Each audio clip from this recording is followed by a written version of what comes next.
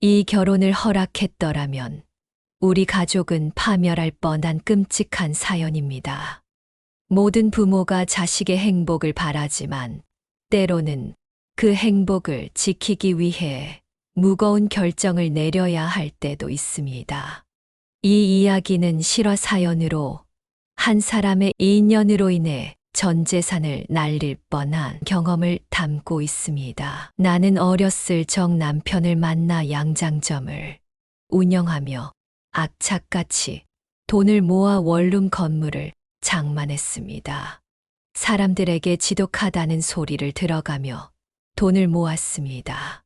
시간이 지나며 건물이 늘어났고 원룸이 이사 가면 나는 사람을 안 쓰고 하나하나 내 손으로 청소를 해가며 알뜰하게 하며 아이들을 키워 나갔습니다. 나이가 70이 넘으니 건물 관리도 점차 힘들더군요. 그래서 마침 관리인을 둘 시점이었습니다. 건물을 관리하는 것은 점점 벅찼고 믿을 만한 사람이 필요했습니다. 우리에게는 딸 셋이 있는데 두 딸은 이미 결혼했고 막내딸은 29살인데 피아노 학원을 운영하며 결혼 생각이 없었습니다. 사실 저는 막내딸이 결혼하고 안정적인 삶을 살았으면 하는 바람이 있었습니다. 그러던 어느 날 막내가 남자친구를 인사시키겠다며 데려왔습니다. 그 남자는 장경진 35세인데 키도 크고 훤칠하니 인물이 좋았습니다. 조금은 저희 딸과는 안 어울리는 스타일이었죠. 안녕하세요, 어머니, 아버님. 그래, 부모님은 뭐 하시는 분인가? 부모님은 저희 어렸을 때 이혼하셨고, 어머니는 작은 식당을 운영하시고 계십니다. 아래로 28살 된 남동생과 함께 살고 있습니다. 그는 자신을 대기업에 다니는 직장인이라고 소개했습니다. 딸은 그의 성실하고 안정적인 직장 생활을 강조하며 믿어달라고 간절히 말했습니다. 처음에는 믿어보려 했지만 그의 태도와 말이 어딘가 부자연스러웠습니다. 직장 이야기를 할 때마다 구체적인 내용이 없었고 어디서 어떤 일을 하는지 설명할 때도 말을 얼버무리는 듯 했습니다. 하지만 딸이 너무 단호하게 결혼을 원했고 우리는 딸의 말을 들어줄 수밖에 없었습니다. 결혼 준비가 진행되면서 이상한 점이 점점 많아졌습니다. 우리는 그의 진심을 의심할 수밖에 없었습니다. 신랑 측은 거의 비용을 부담하지 않았고 오히려 우리가 결혼 자금 대부분을 부담해야 했습니다. 딸은 남자를 믿고 모은 돈을 내어주기 시작했습니다.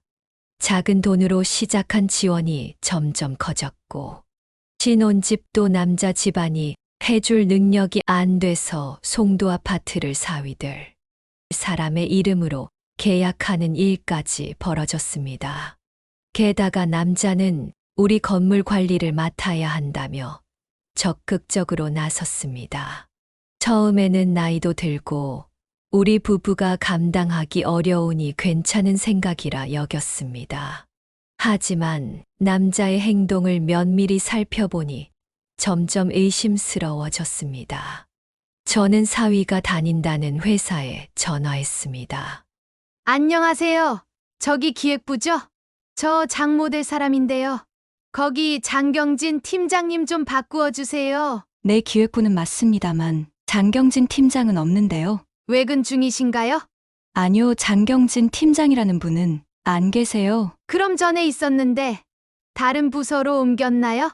아니요, 제가 입사한 지 10년이 넘었는데 그런 분은 처음부터 없었어요. 혹시 그럼 다른 부서에도 없나요? 잠시만요. 어느 정도 시간이 흐르고 여보세요? 다 찾아보았지만 그런 사람은 아예 안 계세요.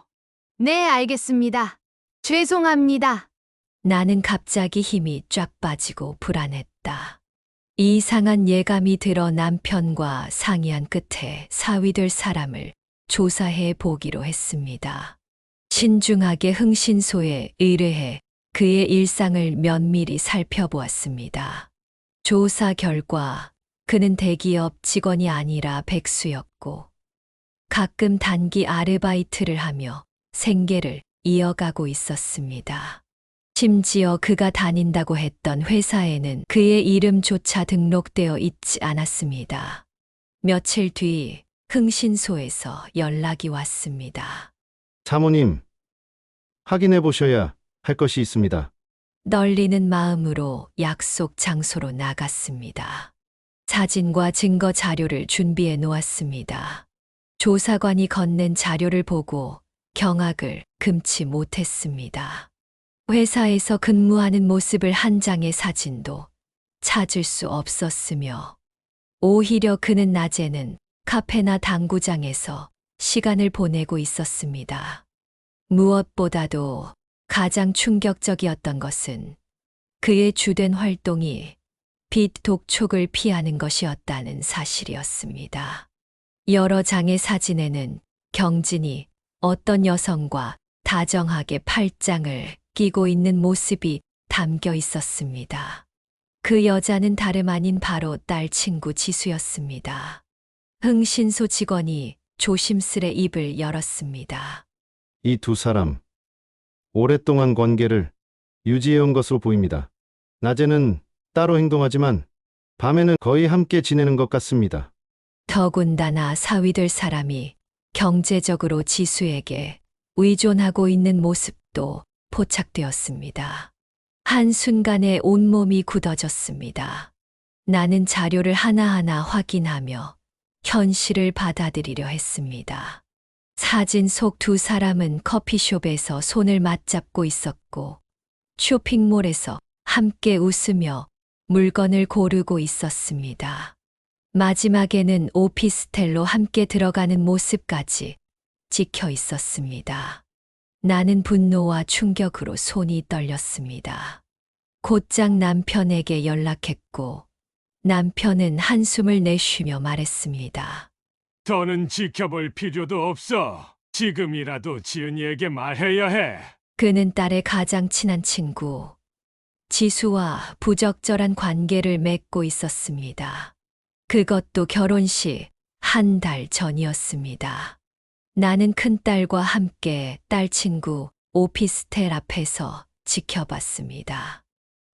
두 사람이 오피스텔에서 거의 함께 지내다시피 했고 평소 믿었던 친구와 남자 친구의 배신을 딸 지은이에게 이야기해야겠다고 맘을 먹고 그날 저녁 난 조용히 지은이를 불러 사진을 보여주며 이야기했습니다. 딸은 충격을 받았고 처음에는 현실을 받아들이지 못했습니다. 하지만 직접 두 눈으로 확인하지 않고서는 믿지 않겠다는 듯한 태도를 보였기에 나는 막내딸을 불러 오피스텔에 함께 가기로 했습니다. 차를 타고 이동하는 동안에도 딸은 혼란스러워하며 엄마, 설마 지수가 그럴 리 없어요. 경진 오빠도 이건 뭔가 오해일 거예요. 라고 반복하며 현실을 부정하려 했습니다. 하지만 나는 단호하게 말했습니다.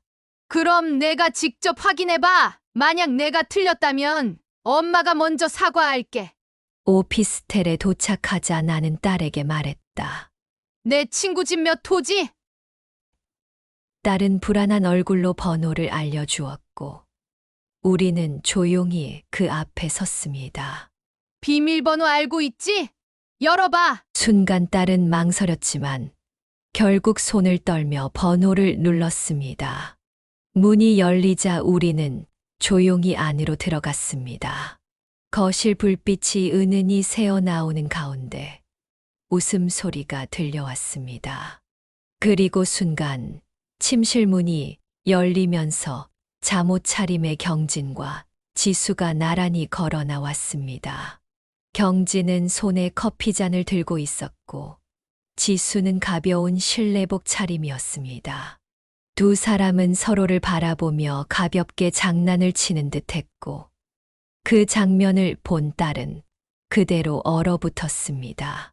경진이 우리를 발견한 순간 얼굴이 하얗게 질렸습니다. 지수 역시 당황하며 한 걸음 뒤로 물러섰습니다. 지은아, 이건 지수가 말을 꺼내려는 순간 막내딸은 손을 덜덜 떨며 입을 열었습니다. 이게 뭐야? 경진 오빠! 이게 다 무슨 일이야?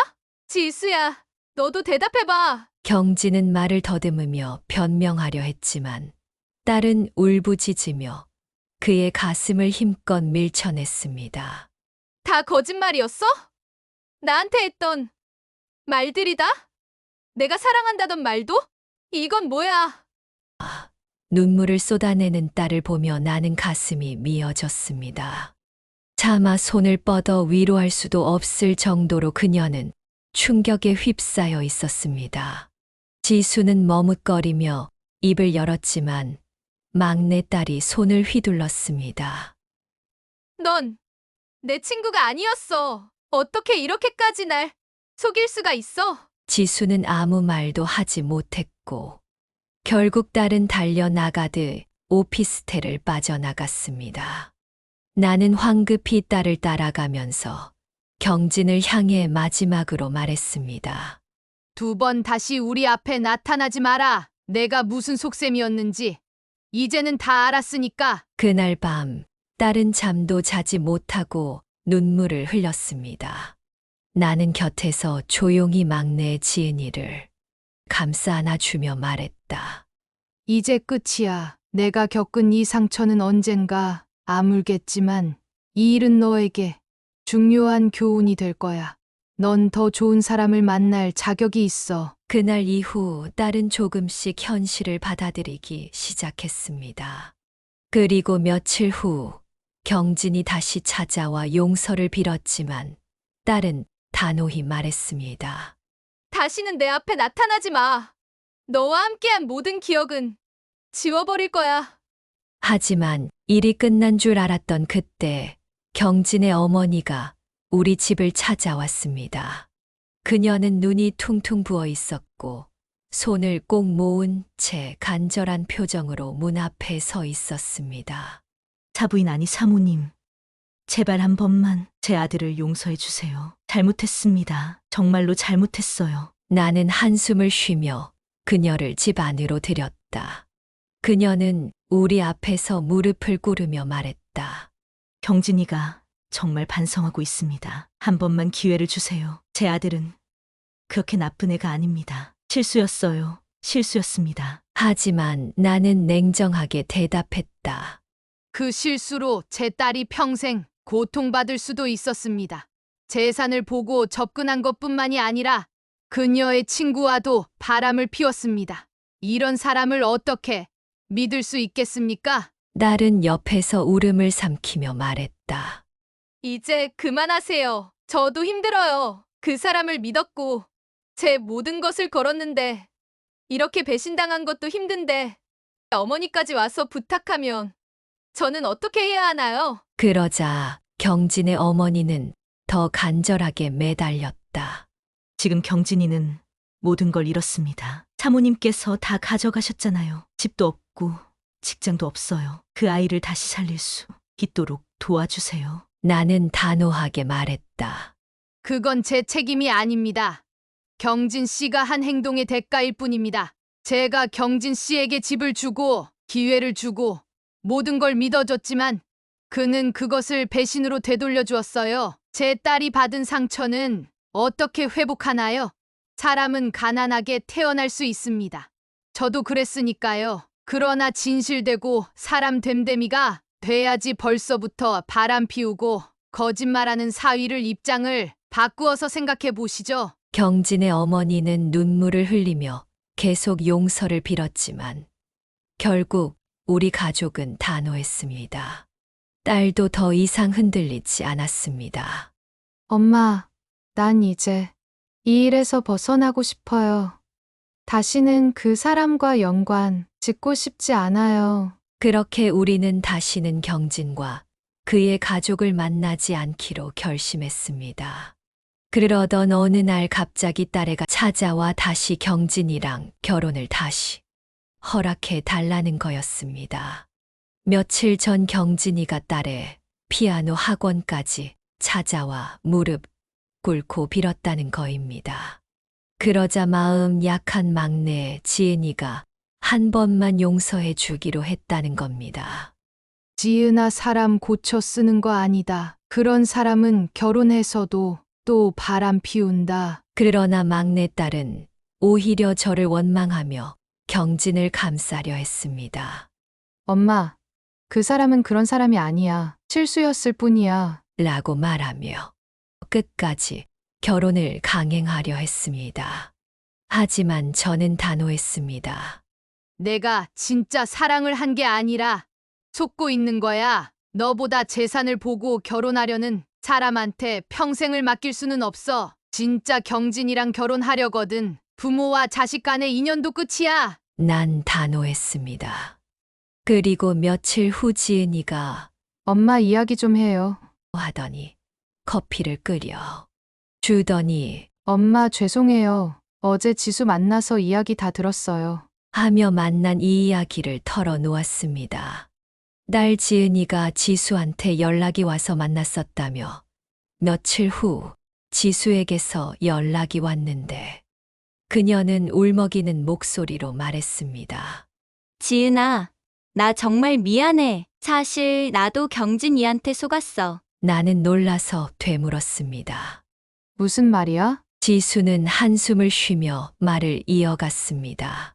처음엔 그냥 좋은 사람이라고 생각했어. 나한테도 다정하게 대해주고 너랑 결혼할 거라면서도 내게 계속 연락했어. 그런데 나중에 알게 됐어. 경진이 나한테도 재산 이야기를 했어. 내 가족이 부자일 거라고 착각하고 결혼하면 모든 걸 편하게 살 수 있을 거라고 생각한 거야. 나는 충격을 받았지만 지수의 말은 계속 이어졌습니다.